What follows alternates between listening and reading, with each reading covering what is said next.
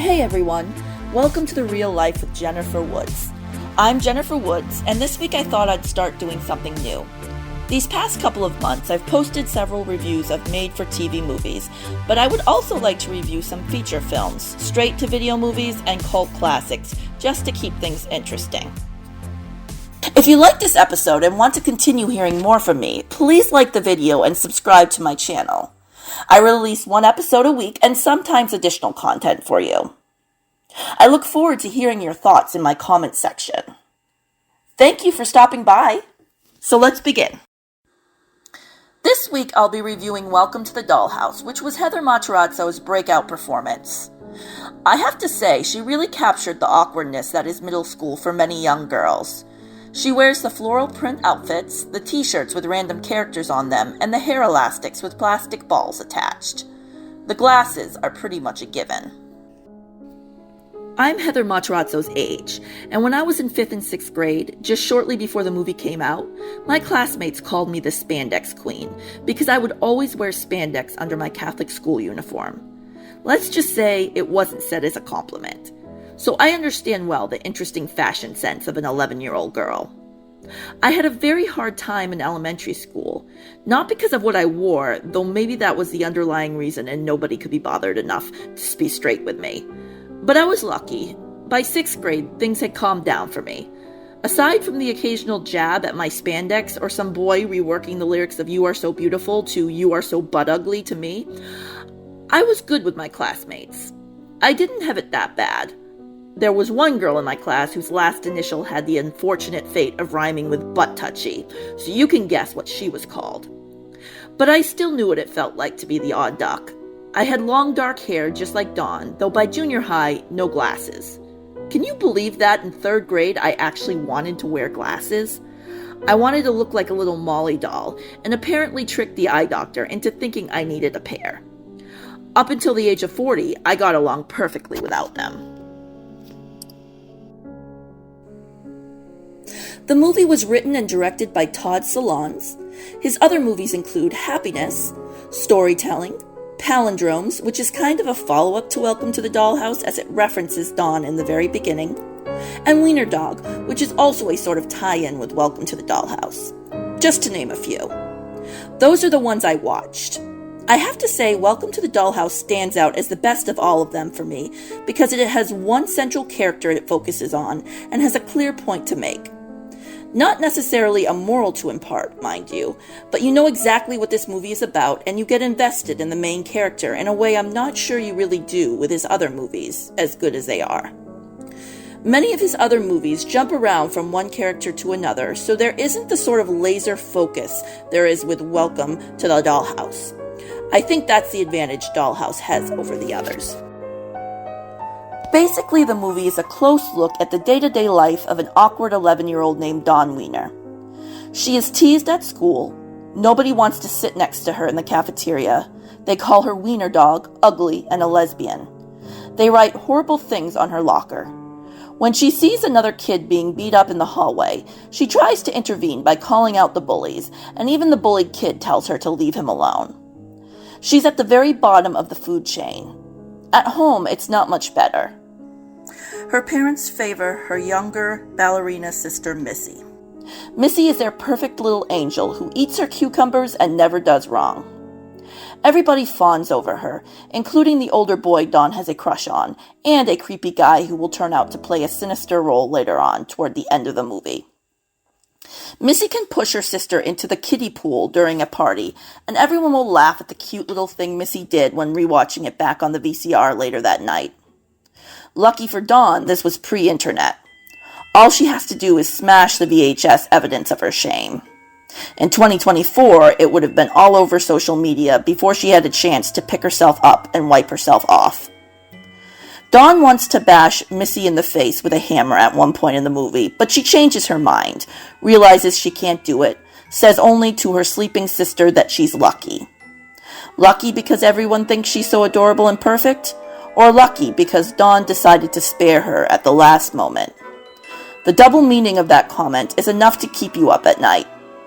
And to many, it might resonate on a more deeply personal level because they know what it's like to hover near the edge of reason when you're a vulnerable kid who takes everything so personally.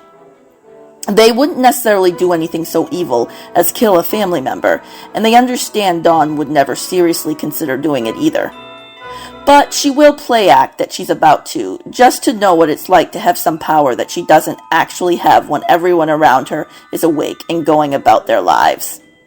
Missy is lucky that her sister Dawn isn't a killer. Just like Dawn is lucky she is a girl, as her brother says at one point in the movie when she insults him in front of his friends. Every so often, Missy will be shown dancing in the front yard while classical music plays in the background, almost like it's supposed to be a pleasant reprieve from the brutal nature of the junior high life we're being subjected to over the course of this movie. A sort of interlude, if you will. The mother, who reminds me a little of a character out of a Roald Dahl novel, always takes Missy's side when Missy tattles on her older sister. And to be fair, Dawn usually did do what Missy said she did. But when Dawn tattles on kids at school who are behaving badly, she gets shamed by her teacher and sent to detention. The teachers don't seem to like Dawn any better than the kids do. She has one teacher who makes her write a report on dignity after Dawn stoops so low as to grade grub. Dawn does what any kid would do when forced to write an unexpected paper against their will. She fills it with repetitive phrases and unnecessary words, most likely to satisfy some arbitrary word count. And another teacher was shot in the eye by a spitball during a school assembly when Dawn tried to defend herself against her tormentors. Needless to say, Dawn hasn't won any brownie points with that woman either.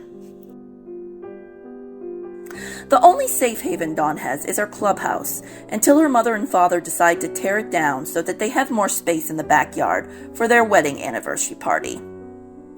Dawn's older brother Mark is awkward too, but at least he has his ambitions going for him. He is a computer nerd and only claims to care about getting into a good college. He also plays clarinet in a garage band with his friends. Their attempt at the Rolling Stones song Satisfaction is truly pitiful. Let's say that it's less than satisfactory. But they keep at it. Their one salvation is Steve, who agrees to lend his voice to the band.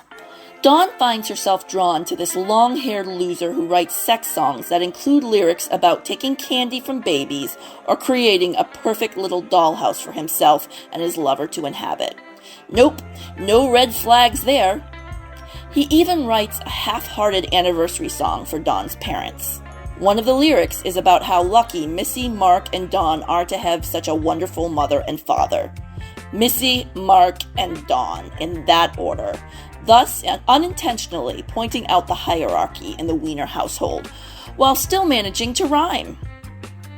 When the viewer finds out that he's been messing with girls Dawn's age, it's not a surprise. He comes across as that kind of guy. When Dawn is in her room one day, trying to saw the head off her sister's Barbie, his voice floats up to her from the garage, and she follows the sound as though it were some siren's call. This is her sexual awakening, or as we would have called it in band camp, her sectional awakening. Get it? Get the pun? Haha. Anyway, she stands there watching him in her t-shirt with a fugly chicken on the front of it. From that point on, her goal is to win Steve's affection. She creates an altar to him, reciting love chants. She sits on the car nearby while the band practices, bouncing and waving her arms to their song Welcome to the Dollhouse, which sounds like a blend of Paint It Black by the Rolling Stones and His Eyes by Pseudo Echo. You would probably only know the latter if you're a fan of Friday the 13th to the point where you've watched even the Jason Liss 5th installment. But I was a young kid in the 80s, so I don't know. Maybe it was more of a popular song than I realized. Watching Dawn do a little awkward dance while sitting on the hood of a car in her quiet suburban neighborhood, wearing some nauseating floral ensemble, and listening to Steve sing, I could almost smell the hamburgers and hot dogs on the grill. It took me right back to summers as a preteen, living on the same kind of quiet, pleasant street. There are aspects of adolescent life that will resonate with those who grew up in the 90s, and then there are aspects that are timeless. First of all, the moments that fit the time period when this movie was made are as follows. In the opening scene, the camera zooms in on a family portrait, focusing on the lead character of Dawn Wiener. Anyone who has watched a sappy 90s movie has seen the camera pan over an array of living room photos in the opening credits more times than they can count. But what differentiates Welcome to the Dollhouse from those other movies is that when the camera zooms in on Dawn, it is not merely a way to kill a few seconds before the action starts. The family members look happy in the photo. Even Dawn is smiling. We've seen the pleasant facade. Now we're about to see beneath the shiny surface and learn what life is really like for the older Wiener daughter. And I want to apologize. I called that the opening scene. I meant the opening credits. It's not really a scene. Anyway, moving on. There's a scene where Dawn is at a school assembly listening to a young girl who survived a kidnapping talk to the students about stranger danger.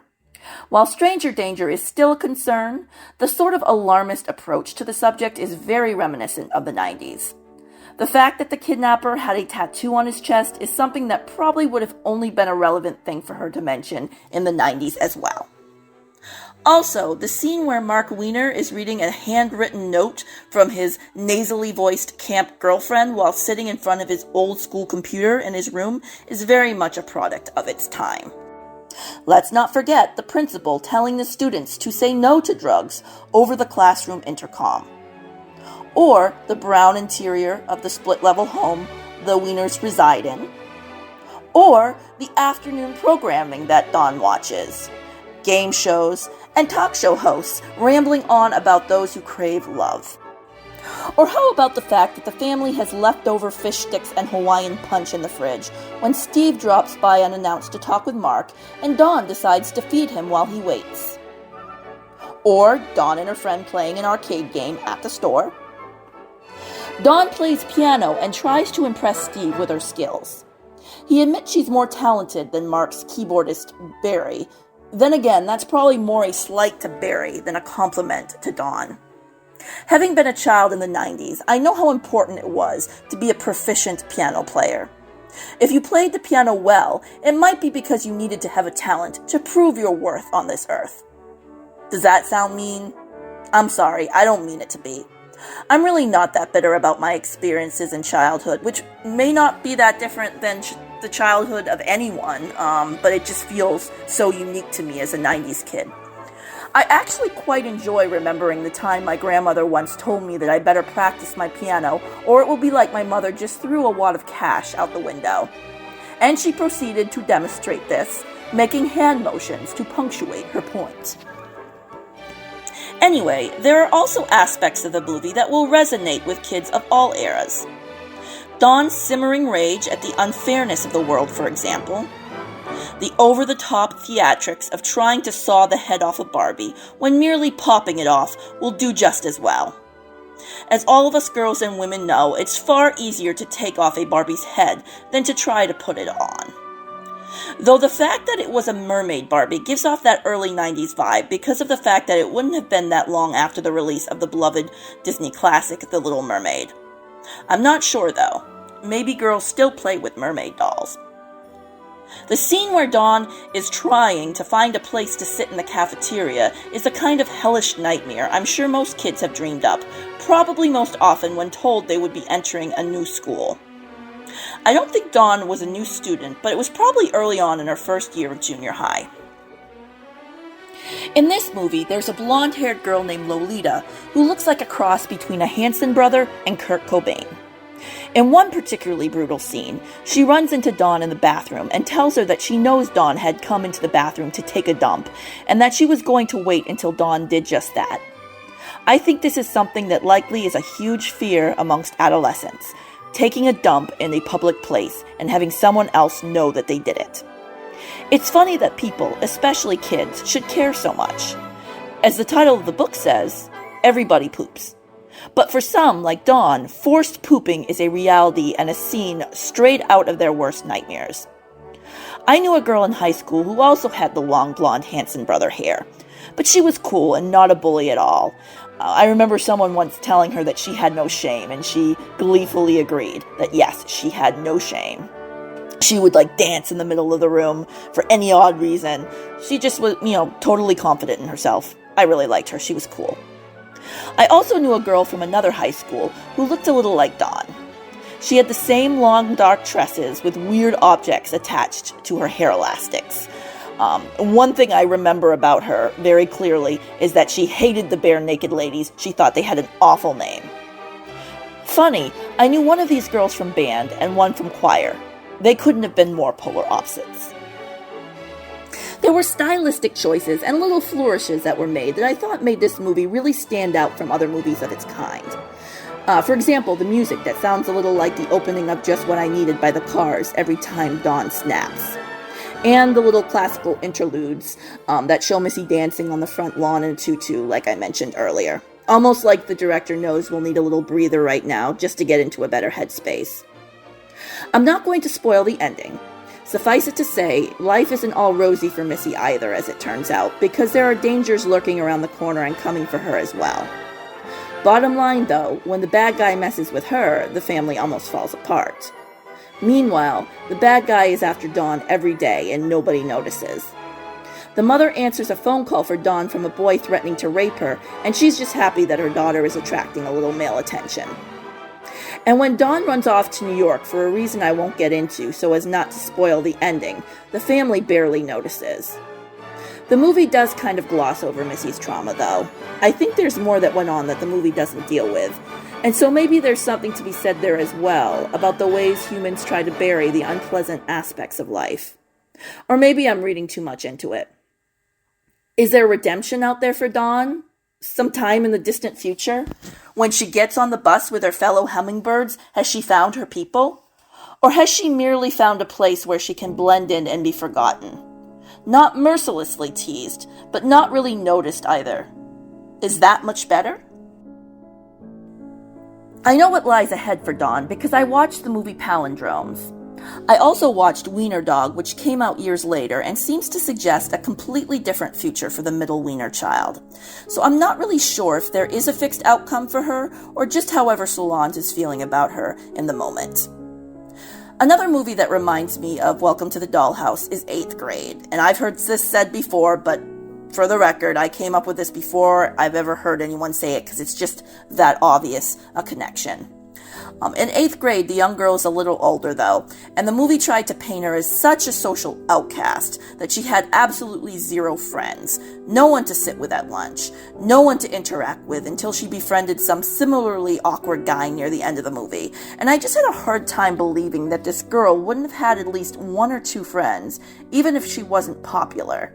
I mean, I could get it a little bit with Dawn, but not with this girl. It just seemed like the director was trying way too hard to show what a lonely existence this girl had, and it felt forced. Even Dawn had Ralphie as a friend.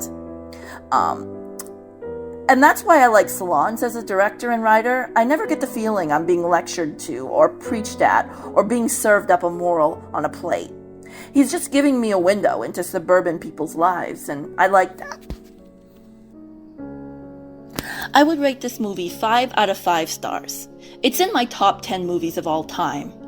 It's not for everyone. Some might find it too weird, or might be offended by the sexuality and the bad and or outdated language. But if you are open to something that will make you look at the darker aspects of life with both a critical eye and also a sense of humor, this might just be for you. Welcome to the Dollhouse is a favorite of mine for a few reasons. First of all, I like dark humor when it comes to subjects I can relate to. And few things are more relatable to me than being an awkward child. I'm an adult now and I'm still awkward. Some may grow out of that, but maybe it's a lie to think that anyone ever does. Maybe we will never know because we don't know another's innermost self. But it's fair to say that Dawn doesn't just feel like an outcast on the inside. She definitely is one. As an adult, I wonder if she is maybe on the spectrum, and that's why she finds it so hard to fit in.